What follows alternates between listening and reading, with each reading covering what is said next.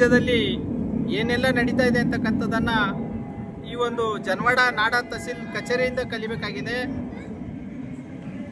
ನಾವು ನೋಡ್ತಕ್ಕಂಥ ಈ ಒಂದು ಕಟ್ಟಡ ಬಹಳ ಹಳೆಯ ಕಾಲದ ಕಟ್ಟಡ. ಇದು ಸಂಪೂರ್ಣ ಶಿಥಿಲ ಅವಸ್ಥೆಗೆ ಬಂದಿತ್ತು. ಅಂತ ಸಂದರ್ಭದಲ್ಲಿ ಇಲ್ಲಿರ್ತಕ್ಕಂಥ ನಾಡ ತಹಸೀಲ್ದಾರ್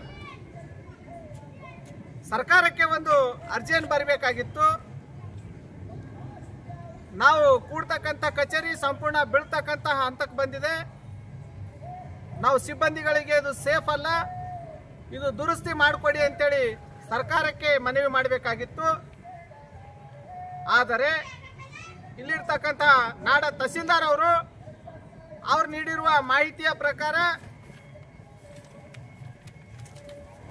ಇಲ್ಲಿಯವರೆಗೆ ನಾವು ಕೇಳಿರ್ತಕ್ಕಂಥದ್ದು ಯಾವುದೇ ಸರ್ಕಾರಿ ಕಚೇರಿಗಳಿಗೆ ಅಲ್ಲಿರ್ತಕ್ಕಂಥ ಸಿಬ್ಬಂದಿಗಳು ಹಣವನ್ನು ಕ್ರೋಢೀಕರಿಸಿ ಚಂದ ರೂಪದಲ್ಲಿ ಜಮಾ ಮಾಡಿ ಆ ಕಚೇರಿಗಳನ್ನು ದುರಸ್ತಿ ಮಾಡಿರ್ತಕ್ಕಂಥದ್ದು ನಾವು ಎಲ್ಲಿಯೂ ಕೂಡ ಇಲ್ಲಿವರೆಗೆ ಕೇಳಿಲ್ಲ. ಆದರೆ ಇದೊಂದು ಹೊಸ ವಿಷಯ ಇಲ್ಲಿ ಕೇಳಲಿಕ್ಕೆ ಬರ್ತಾ ಇದೆ. ಇಲ್ಲಿ ಮಾಹಿತಿ ಹಕ್ಕು ಅಧಿನಿಯಮದಡಿ ನಾನು ಕೇಳಿದಾಗ ಇವರು ಮಾಹಿತಿ ಕೊಡ್ತಾರೆ. ಇಲ್ಲಿರ್ತಕ್ಕಂಥ ಎಲ್ಲ ಸಿಬ್ಬಂದಿಗಳು ಸೇರಿಕೊಂಡು ನಾವು ಪ್ರತಿಯೊಬ್ಬರು ತಲಾ ಇಂತಿಂತಿಷ್ಟು ದುಡ್ಡು ಹಾಕಿ ನಾವು ಈ ಒಂದು ಕಟ್ಟಡಕ್ಕೆ ಸುಣ್ಣ ಬಣ್ಣ ಮಾಡಿ ರಿಪೇರಿ ಮಾಡಿದ್ದೇವೆ ಅಂತೇಳಿ ಇವರು ನನಗೆ ಮಾಹಿತಿ ಕೊಡ್ತಾರೆ.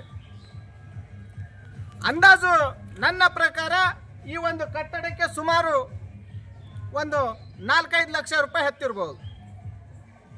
ಒಂದು 4-5 ಲಕ್ಷ ರೂಪಾಯಿ ಇವರು ಯಾವ ರೀತಿ ಜಮಾ ಮಾಡಿದವರು, ಸಿಬ್ಬಂದಿಗಳು ಯಾರ್ಯಾರು ಎಷ್ಟೆಷ್ಟು ಕೊಟ್ಟಿರಿ, ಆಮೇಲೆ ಇದು ಬಿಲ್ಡಿಂಗ್ ರಿಪೇರಿ ಮಾಡಲಿಕ್ಕೆ ಯಾವ ಗುತ್ತೇದಾರಿ ನೀವು ಟೆಂಡರ್ ಕೊಟ್ಟಿದ್ದೀರಿ ಅಥವಾ ನೀವೇ ಮಾಡಿದ್ದೀರೋ, ಗುತ್ತೇದಾರಿಗೆ ಕೊಟ್ಟಿರೋ, ಗುತ್ತೇದಾರ ಒಂದು ವೇಳೆ ಯಾವುದೇ ಅಂಗಡಿಯಿಂದ ಇದಕ್ಕೆ ಸುಣ್ಣ ಬಣ್ಣ ಯಾವುದೇ ಸಾಮಗ್ರಿಗಳನ್ನು ಖರೀದಿ ಮಾಡಲಿಕ್ಕೆ ಇವತ್ತು GST ಬಿಲ್ ಇಲ್ಲದೆ ಯಾವುದು ಕೂಡ ಮಟೀರಿಯಲ್ ಖರೀದಿ ಆಗೋದಿಲ್ಲ.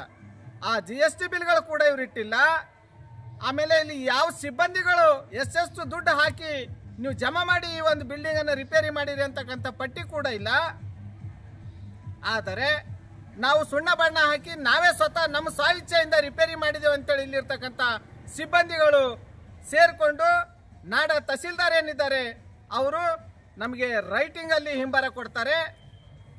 ಮತ್ತೆ ಇದರ ದಾಖಲಾತಿ ಕೊಡು ಅಂತೇಳಿ ನಾನು ಕೇಳ್ತೇನೆ. ಮತ್ತೊಂದ್ಸರಿ ಅರ್ಜಿ ಹಾಕ್ತೀನಿ, ಎಷ್ಟು ಜನ ಸೇರಿಕೊಂಡು ಎಷ್ಟೆಷ್ಟು ಅಮೌಂಟ್ ಹಾಕಿರಿ ಅದ್ರ ವೋಚರ್ಗಳು ಕೊಡ್ರಿ ಅಂತೇಳಿ ನಾನು ಮಾಹಿತಿ ಕೇಳಿದಾಗ ನೇರವಾಗಿ ಹಿಂಬರ ಕೊಡ್ತಾರೆ.